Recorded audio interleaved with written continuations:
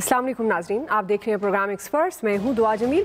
आज के पैनल का हिस्सा होंगे अयाज खान साहब, आमिर अली आसराना साहब, फैसल हुसैन साहब, lieutenant general retired Amjad Sheikh साहब, हाफिज़ ताहिर महमूद अशफी साहब और शकील अंजुम साहब। बड़े सवाल की तरफ बढ़ते हैं और आज भी हम सबसे पहले बात करें सेनेट इंतखाबात की। तो इलेक्शन कमीशन में उम्मीदवारों की सिक्योरिटी का अमल जारी है। आज इस्लामाबाद की 2 नशिस्तों पर 10 उम्मीदवारों के कागजात मंजूर कर लिए गए हैं। ताहम PDM के उम्मीदवार यूसुफ रजा गिलानी साहब के कागजात नामजदगी के मामले पर फ्रीकैन के दलाइल के बाद फैसला कल तक महफूज कर लिया गया है।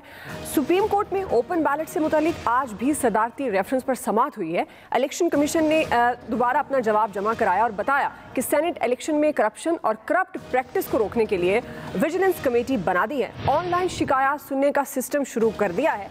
हर उम्मीदवार से वोटों की खरीदो फरोख्त न करने का बयान हल्फी लिया जाएगा और साथ साथ अपना पुराना मौक़िफ़ दोहराया कि सेनेट इलेक्शन आइन के आर्टिकल 226 के तहत खुफिया राय शुमारी से ही हो सकते हैं। अगर ओपन बैलेट से कराने हैं तो आइन में तरमीम करना लाजमी होगा। सुप्रीम कोर्ट ने अपने रिमार्क्स में कहा कि इंतखाबात में वोटों की खरीदो फरोख्त से पूरा सिस्टम तबाह हो जाएगा। मुतनासिब नुमाइंदगी के असूल की धज्जियां उड़ेंगी। वोटिंग बेशक खुफिया हो, लेकिन हर जमात को मुतनासिब नुमाइंदगी से सीटें मिलनी चाहिए। अगर किसी जमात को मुतनासिब नुमाइंदगी से नशिस्तें कम या ज़्यादा मिली तो जिम्मेदार इलेक्शन कमीशन होगा। आमिर अली आसराना साहब, मैं आपसे आगाज़ कर रही हूँ। सवाल मैं आपके सामने रख रही हूँ कि सुप्रीम कोर्ट के एतराज़ात को मद्देनज़र रखते हुए सवाल ये है, क्या इलेक्शन कमीशन सेनेट इंतखाबात में शफाफियत को यकीनी बना पाएगा? देखें जी, सवालात सुप्रीम कोर्ट ने बड़े पर्टिनेंट उठाए और जो आपने आखिरी जुमला कहा कि मुतनासिब नुमाइंदगी के असूल की धज्जियाँ उड़ेंगी।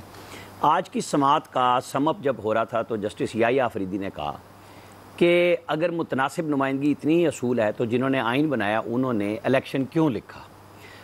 ये आखिर में था और ये कल अब इस पर अगली बात होगी। बात ये है, जब जनरल परवेज़ मुशर्रफ ने आइन में तरमीम की और ख़वातीन की नशिस्तें रखी तो उसका एक तरीक़ाकार रख दिया कि जिस हिसाब से आपको वोट मिलेंगे उस हिसाब से आपको लिस्ट में सीटें आ जाएंगी।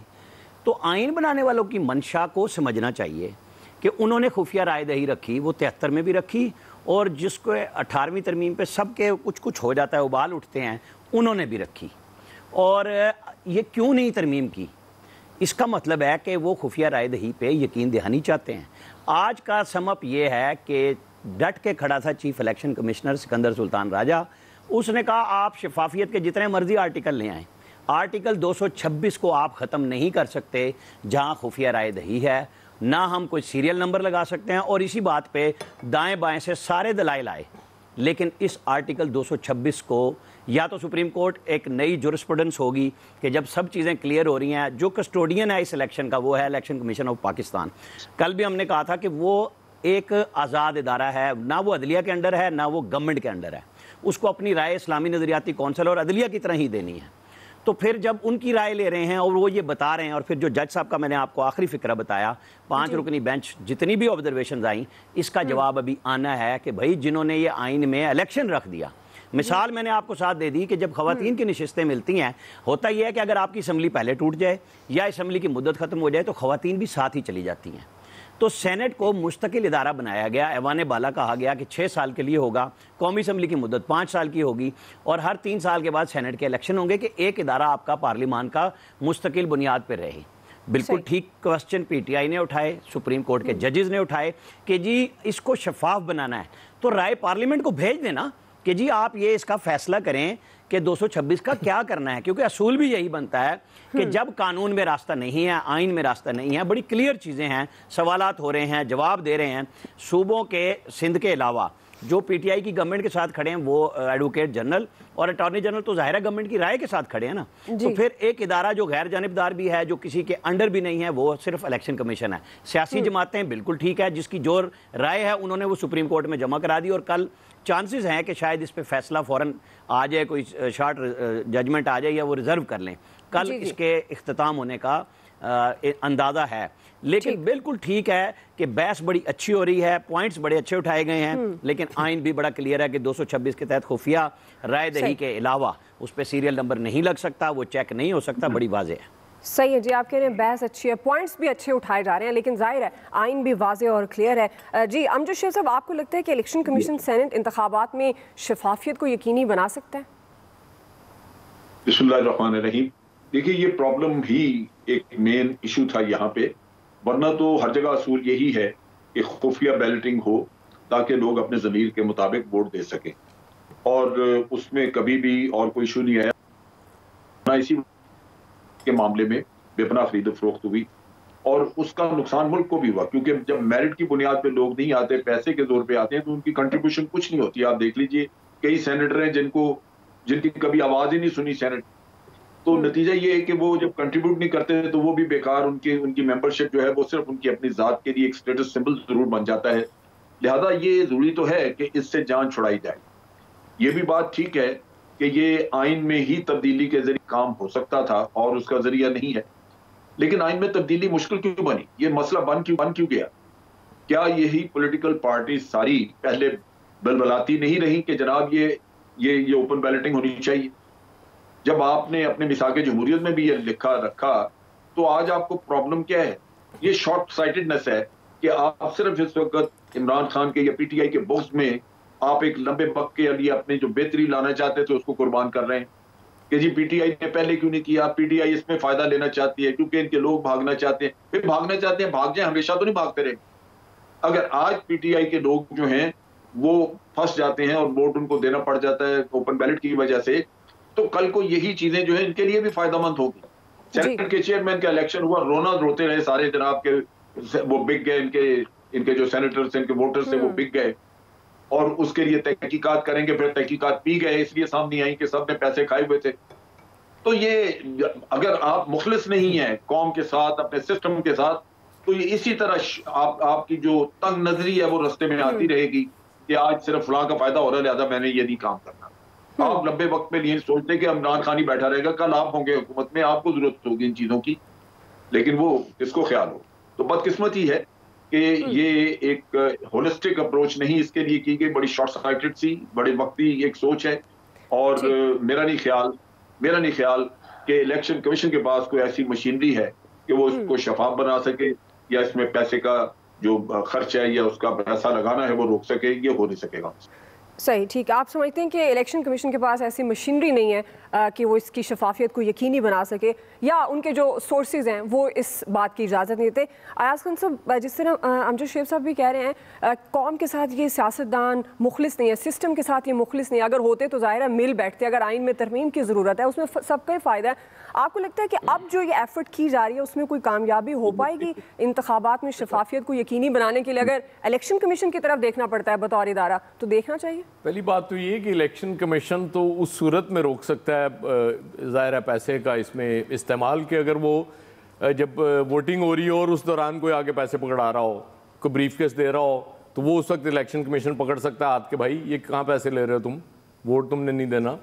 ज़ाहिर है इलेक्शन कमीशन क्या करेगा अगर कहीं और डील हो जाएगी या कहीं मैसेज ही चला जाएगा कि जी अच्छा फ़लाँ जगह पैसे पहुँचा दें, या हमें फ़लाँ चीज़ चाहिए वो हमने ख़रीदनी है उसकी पेमेंट कर दें। इसी तरह चलता है ना मामला। अब वो कह रहे हैं कोई नए नए तरीके भी इसमें आ गए हैं रिश्वत के, जो भी है। मुझे इमरान खान साहब की नीयत पे कोई शक नहीं, बिल्कुल वो चाह रहे होंगे साफ और शफाफ इलेक्शन हो जाएं। मुझे सुप्रीम कोर्ट के जजेस की नीयत पे भी कोई शक नहीं, बिल्कुल वो चाह रहे होंगे कि कोई ऐसा गंद ना पड़े, करप्शन ना हो। लेकिन एक चीज़ तो बहरहाल मुझे उसका जवाब चाहिए ना, मुतनासिब नुमाइंदगी इलेक्शन तो नहीं होता, वो तो सिलेक्शन होती है। क्या आपने तय कर दिया पहले कि जी इस जमात की इतनी सीटें लिहाजा इसको इतनी दे दो, फिर ये कहना कि पैसे के ज़ोर पे ऐसे उम्मीदवार आ जाते हैं जिनको नहीं आना चाहिए, जो सिस्टम को बर्बाद करते हैं, तो वो तो पैसे के बगैर भी आ सकते हैं। उसकी वजह ये है कि अगर एक पार्टी ने तय कर लिया है, आप उसको दे दें, मुतनासिब नुमाइंदगी दे दें जी कि इतनी सीट्स आपकी हैं लिहाजा इतनी ही आपकी सेनेट में आ जाएंगी, तो वो कैंडिडेट ही ऐसा दे देगा, उस पर आप क्या करेंगे? आप कुछ नहीं कर सकते। जो उस छलनी से गुजर गया वो गड़बड़ करेगा नहीं करेगा, ये सारा कुछ। और फिर जब इलेक्शन की बात की जाती है, ये बदकिस्मती से चूंकि पैसा चलना शुरू हो गया, वरना तो ये बड़ा अच्छा सिस्टम है। भैया मैं नहीं वोट देना चाहता एक उम्मीदवार को, मेरी पार्टी का उम्मीदवार खड़ा है, वो दूसरा उसके मुकाबले में मुझे बेहतर लग रहा है उम्मीदवार, तो मुझे राइट, ये कौन छीन सकता है मुझसे ये हक कि मैं उसको वोट डाल दूं? ये रूह तो बड़ी अच्छी है। हाँ, ये जो हुआ कि इसमें वो कहते हैं जी 70 करोड़ तक चली गई, शायद बढ़ के 1 अरब तक चले जाए, और ये हम देखते आ रहे हैं, ये आज से नहीं हो रहा। एक मुद्दत, एक फैमिली यहाँ वो है जो हमेशा वो सेनेट का ले जाते होते थे केपी से, फाटा से, वो जीत जाते थे हमेशा।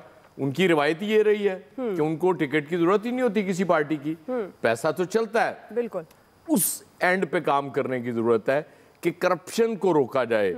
इलेक्शन को होने देना चाहिए मेरे ख्याल में, जिस तरीके से होता है। जी, इलेक्शन ऐसे ही होना चाहिए। हाँ, वहां से ये जहां गड़बड़ होती है उसको जरूर प्लग करना चाहिए। जी हाफिज ताहिर साहब, ये करप्शन जिस पॉइंट पर बात कर रहे हैं अयाज खान साहब, इसको रोक पाएंगे? मुतनासिब नुमाइंदगी की बात हुई है, क्या इलेक्शन कमीशन आप समझते हैं मुतनासिब नुमाइंदगी मुमकिन बना पाएगा, शफाफियत को यकीनी बना पाएगा सेनेट इंतखाबात में?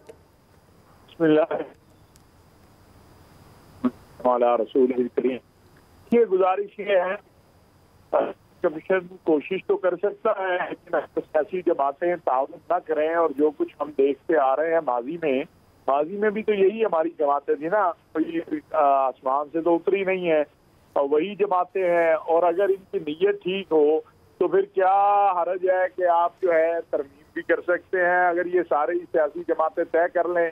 बाकी चीजें भी हो सकती हैं लेकिन हालात और वाकयात तो ये बताते हैं, हलफ हो कुछ हो, क्या जिन लोगों ने पैसे लिए आपने देखी नहीं उनकी वीडियो, कुरान उठा के हलफ दे रहे थे कि हमने तो पैसे कोई नहीं लिया। और ये हमेशा होता है। और बल्कि ये भी होता है कि जो पैसे ले रहा होता है कई जगहों पे तो कुरान पे रख के पैसे ले रहे होते हैं, हम सबको मालूम है।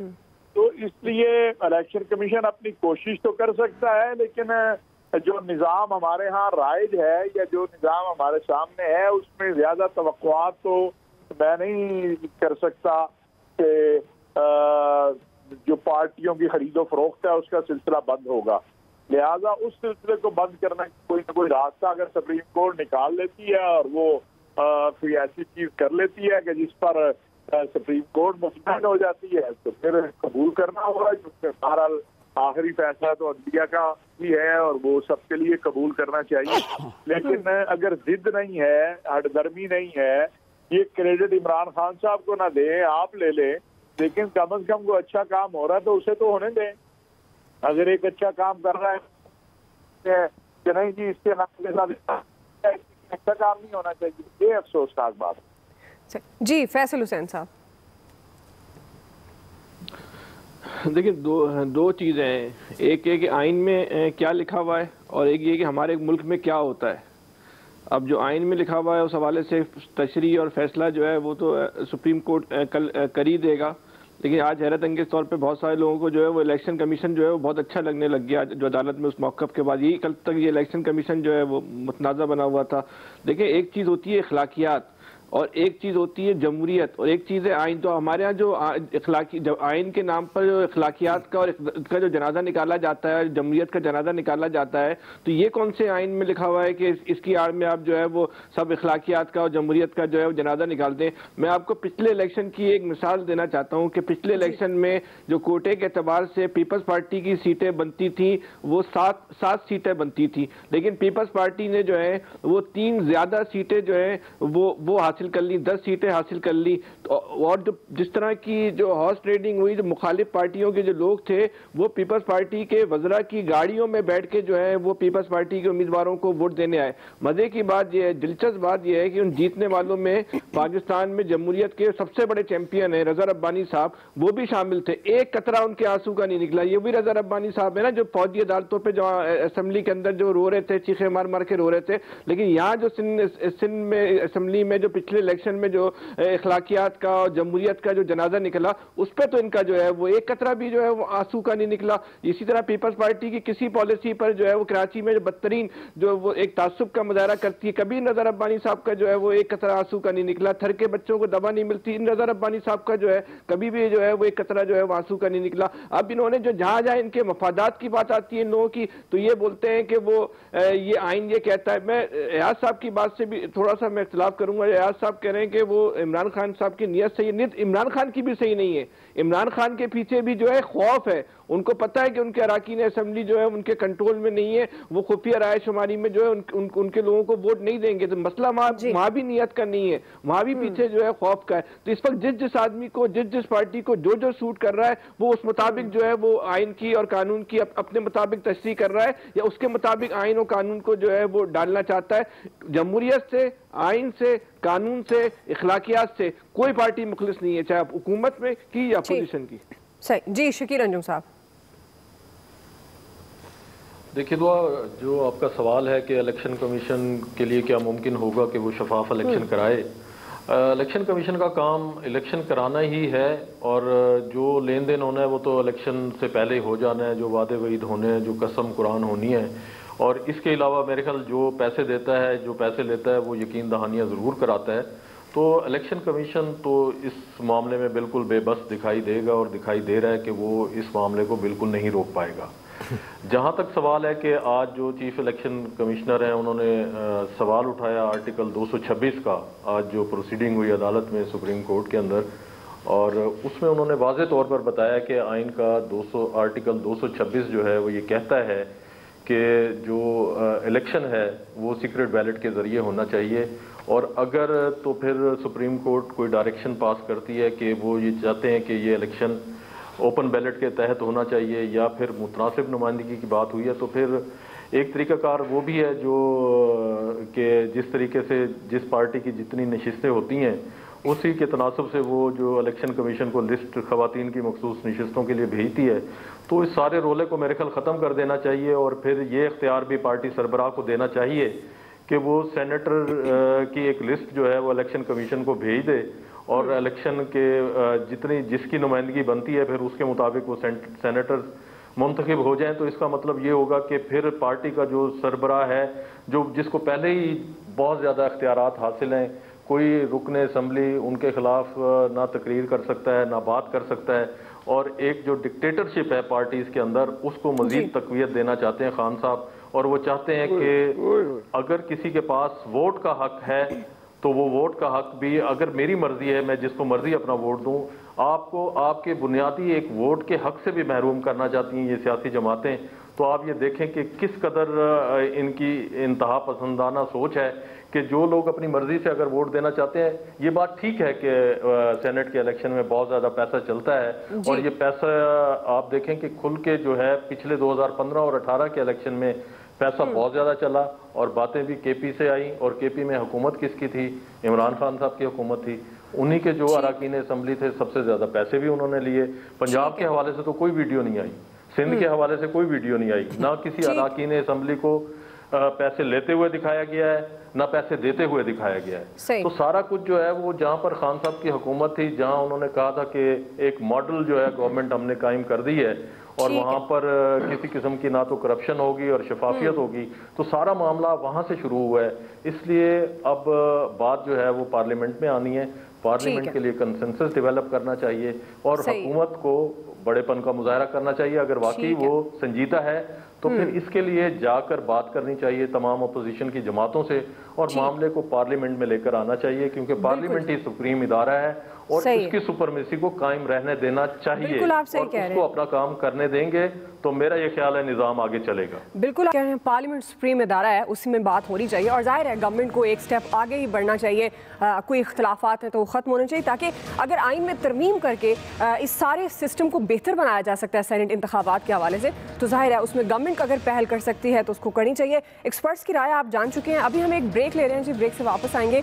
दूसरा सवाल आज हमारा है, ज़िमनी इंतखाबात में शिकस्त गवर्नमेंट के लिए कितनी बड़ी परेशानी है? राय लेते हैं ब्रेक के बाद। ज़िमनी इलेक्शन की अगर बात करें तो सियासी मैदान में ये तासुर आम है नाजरीन कि ज़िमनी इलेक्शन के नताइज हुक्मरान जमात के हक में आते हैं, लेकिन अब ये तासुर ज़ायल होता नजर आ रहा है, क्योंकि गुज़श्ता रोज़ सिंध और बलूचिस्तान के 3 हलकों में इलेक्शन हुए। गैर सरकारी नताइज के मुताबिक कराची, सांगड़ और पशीन के इलेक्शन में 2 पर पीपल्स पार्टी और 1 हलके में JUI ने बड़े मार्जिन से कामयाबी हासिल की है। तमाम हुक्मरान जमात तहरीक इंसाफ और उसके इत्तेहादियों को शिकस्त का सामना करना पड़ा है। 19 फरवरी पंजाब के हलका NA-75 डस्का और PP-51 वजीराबाद में ज़िमनी इलेक्शन है। नून लीग और तहरीक इंसाफ में कड़ा मुकाबला होने जा रहा है। दोनों जमातों की तैयारियां भी उरूज पर हैं और अपनी अपनी जीत के दावे भी किए जा रहे हैं। ये दोनों हलके नून लीग के उम्मीदवारों की वफात के बाद खाली हुए थे। अब देखना यह है कि यहाँ मुकाबला रिवायती होगा या बाजी पलटेगा। आमिर अली आसराना साहब, अगेन मैं आपसे ही आगाज़ करूँगी। सवाल ये है, ज़िमनी इंतखाबात में शिकस्त गवर्नमेंट के लिए कितनी बड़ी परेशानी हो सकती है? ये बड़े अजीबो गरीब होते हैं ज़िमनी इलेक्शन। अगर माजी में देखें तो सिर्फ जहांगीर तरीन जब ज़िमनी इलेक्शन हुआ था और वो जीत गए थे वहाँ से, और जब उन्होंने अपने मुखालिफ उम्मीदवार को नाअहल करार दिलवाया अदालत से और फिर वो जीते। अदरवाइज़ सारी जगह नून ही जीती थी, बावजूद के इमरान खान का मीडिया पे तूती बोल रहा था और सब कुछ उनकी फेवर में था, लेकिन वो इलेक्शन हारते चले गए। अब जो कल इलेक्शन हुए हैं, देखें ना कराची में, इस पे फैसल भाई ज़रा ज़्यादा गहरी नज़र से बताएंगे। उनका बेटा लड़ा था, पीटीआई तीसरे नंबर पे, बेटा भी हार गया था। जी वो बाद में उनका बेटा वो बाद में हार गया था, तो वो सब एक में ही आ गए ना, वो सब शकील साहब वो फिर सब एक में ही आ गए ना, कि बाकी सब नून जीती थी। मैंने इसीलिए मिसाल दी कि जो अचंबा था वो जहांगीर तरीन था। अच्छा, अब पीटीआई कल तीसरे नंबर पे आई कराची में और दूसरे नंबर पे तहरीक लब्बैक आई। तो जो तब्दीली थी, तो हुकूमत तो वफाक में इनकी थी और सूबे में जो बिल्कुल वर्स्ट तरीन हुकूमत है किसी भी पाकिस्तान के सूबे में, जो मुसलसल है और लोग तंग हैं, लेकिन लोगों ने उन्हें वोट ज़्यादा दिए, गैप और मार्जिन भी बहुत आया। तो पीटीआई के साथ क्या हुआ, ठीक है, फिर पशीन में जहां पूरा हुक्मरान इत्तेहाद एक तरफ था, वहां भी हुक्मरान इत्तेहाद तीसरे नंबर पे आया, वहां शायद आज़ाद उम्मीदवार दूसरे नंबर पे आया और वो भी मार्जिन से मौलाना फजलुर रहमान के कैंडिडेट से हार गया। मतलब ये चूँकि हम दो सूबों में ज़िमनी इलेक्शन की बात कर रहे हैं जहाँ पे हुआ, तो ये देखना चाहिए कि फ़र्क क्यों इतना ज़्यादा आया। अब अलीम आदिल शेख पे आया, अच्छे हमारे दोस्त हैं, लेकिन अगर सिंध हुकूमत ने एग्जाम्पल बनाया कि आप असले की नुमाइश लेके कर रहे थे, बहुत अच्छी बात है, आपने पकड़ लिया, लेकिन इस नुमाइश को फिर आपको सूबे में मिसाल आइंदा भी बनाना होगा। चले पहले ना बनाएं, क्योंकि पीपल्स पार्टी के सारे लोग इसी तरह ही फिर रहे होते हैं, तो फिर यकसा कर लें।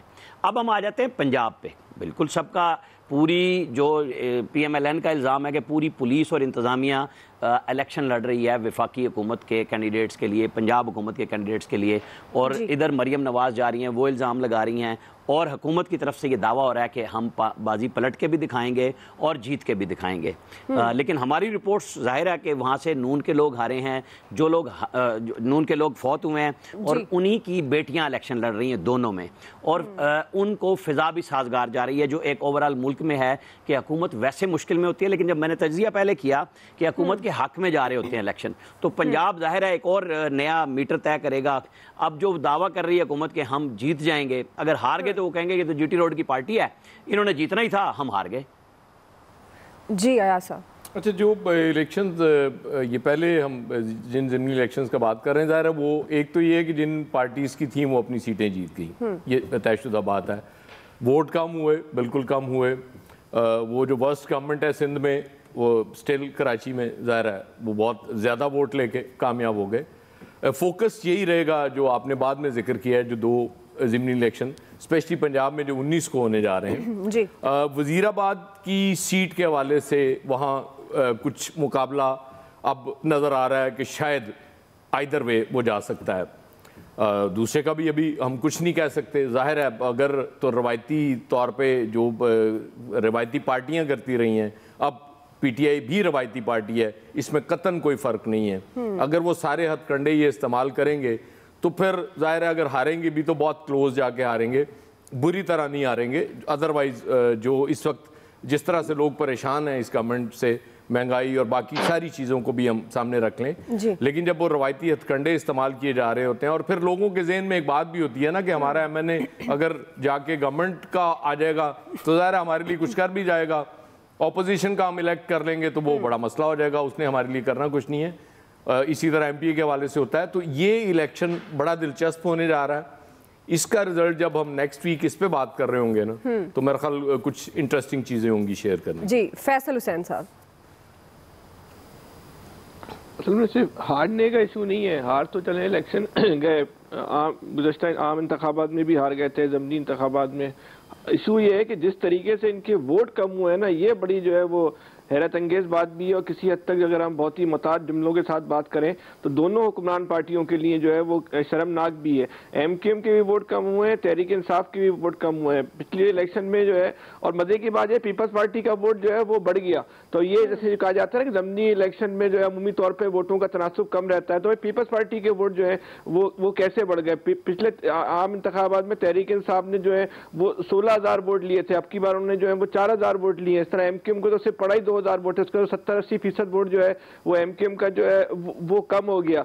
तो ये मजमूई सूरत हाल का अगर आप जायजा लें तो ये खुद तहरीक इंसाफ के लिए भी सोचना है, और इस हम बहसियत कौम के लिए भी सोचना है कि जो मैं आपसे कहता हूँ ना, इस कौम पे इतना बुरा वक्त आया है कि लोग जरदारी की और नवाज शरीफ साहब की हुकूमत को याद करना उन्होंने शुरू कर दिया। तो ये पाकिस्तान के लिए कोई अच्छी अलामत नहीं है, पाकिस्तान के लिए अच्छा कोई साइन नहीं है। पूरा पाकिस्तान इस बात पे मुत्तफिक है ना कि सिंध में और खासतौर पर कराची में जो है वो दुनिया की बदतरीन जो है वो निज़ाम हुकूमत है, और एक सफाकाना, एक जालमाना निज़ाम है जो इस शहर पे जो है मुसल्लत। उसके बावजूद जो है वो पीपल्स पार्टी जो है वो ज्यादा वोट लेके जीत रही है। सबसे ज्यादा मुश्किल में, एक लाइटर मूड में एक बात कर दूं, सबसे ज्यादा मुश्किल में तो जब मौरिक तारीख लिखेगा ना, तो ये सूरत हाल लिखेगा ना कि ऐसी कौम भी थी कि जो नवाज शरीफ साहब को, जरदारी साहब के दौरे हुकूमत को याद करी थी, तो अपने बाल नोचेगा, वो पागल हो जाएगा, उससे लिखा नहीं जाएगा ये हुआ क्या था। नहीं, आराम से लिख लेगा यार फैसल, वो लिखने वाले आराम से लिख लिया करते हैं। नहीं, आपको तो कुछ नहीं हुआ अभी तक, आपको तो अभी फैसल कुछ नहीं हुआ, वही है। सही जी, अमजद शेख साहब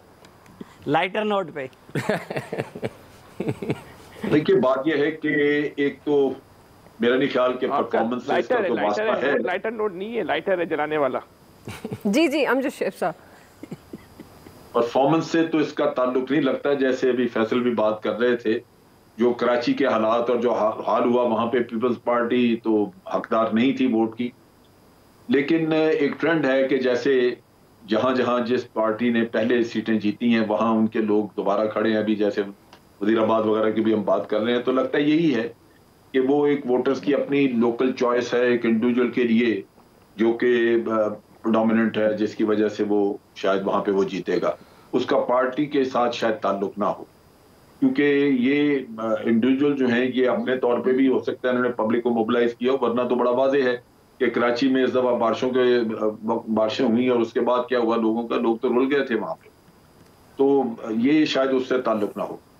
दूसरी बात ये है कि आप मुकाबल जो कैंडिडेट खड़ा करते हैं वो कितना डायनेमिक है। अगर वो कैंडिडेट जो है वो जाके आगे वो भी मादरत खान रवैया और उसकी भी कोई हैसियत ना हो, यहाँ पे ये बड़ा दुख है कि सुटेबल कैंडिडेट्स जो हैं उनको अमूमन टिकट पार्टियां देती नहीं। और यहाँ सेनेट के मामले में भी आप देख लीजिए या कहीं भी वो बाज़-औक़ात एहतजाज होते हैं, बाज़-औक़ात इंसान हैरान रह जाता है कि भी ये किसको टिकट इन्होंने पकड़ाई, इनके पास ऑप्शन सुनानी थी। तो बहुत सारे अवामल हैं जिनकी वजह से वजीराबाद में आप देखेंगे कि वहां पे सिंपथी बोर्ड जो है वो काम करेगा और PMLN के लोग जीत जाएंगे वहां पे। तो ये मुख्तलिफ फैक्टर्स हैं जो मुख्तलिफ जगहों पे प्ले कर रहे हैं। ये जनरल इलेक्शन से बड़ा मुख्तलिफ प्रोसेस है, सो नेचुरली इसमें प्रेडिक्ट करना कि वाकई यूं ट्रेंड होगा वो मेरा ख्याल पॉसिबल नहीं होगा। सही। शकील अंजुम साहब, देखिए दुआ, जो बाई इलेक्शन होता है वो अमूमी तौर पर जो रिवायात भी रही हैं, हम देखते भी हैं, वो जो हुक्मरान जमात होती है उसके उम्मीदवार जीत जाते हैं। उसकी वजह यह है कि एक तो जो हुकूमती उम्मीदवार होता है उसको काफ़ी सारे एज हासिल होते हैं अपनी इंतखाबी कैंपेन के हवाले से, इलेक्शन के हवाले से, और उसको जो हुकूमती मशीनरी है वो सपोर्ट कर रही होती है। और उसके बाद जो इंतज़ामिया है, तमाम के तमाम लोग उसके पास फिर फंड्स भी आ जाते हैं जो वो हल्के में खर्च करके ये बता देते हैं कि हम यहाँ पर तरक्याती काम करवाएंगे। तो आप ये देखें कि जिस तरीके से PTI क्लेम करके आई थी, और हम पहले भी ये बात कर चुके हैं, जो हुकूमत की एक मईशत वाली पॉलिसी है और बाकी सबको छोड़ देते हैं, कि जिसका नारा वज़ीर आज़म साहब ने लगाया था कि वो मईशत को ठीक कर देंगे और गरीब आदमी की ज़िंदगी आसान होगी, तो गरीब आदमी की ज़िंदगी और मुश्किल हो गई है। और इन इलेक्शन में ज़्यादातर जो है वो इलीट क्लास वोट डालने बिल्कुल भी नहीं जाती है। वोट डालने आम मीडियाकर तबके के लोग जो है वो वोट डालने जाते हैं और पोलिंग स्टेशंस पर लाइन बनाकर खड़े होते हैं। अमीर आदमी को इसकी बिल्कुल ज़रूरत नहीं होती है। जब उसकी ज़िंदगी इतनी मुश्किल हुई है तो आप देखें कि जो एक मार्जिन था इलेक्शन का, वोटों के तनासब का, वो PTI का कम हुआ है। इसका मतलब कि PTI जो है अवाम में अपनी पॉपुलैरिटी जो है वो कम हो रही है, खोती जा रही है आहिस्ता आहिस्ता। ठीक। और अगर यही सूरत हाल रही तो जब जनरल इलेक्शन आएंगे तो सूरत हाल इससे भी ज़्यादा मुख्तलिफ नज़र आएगी।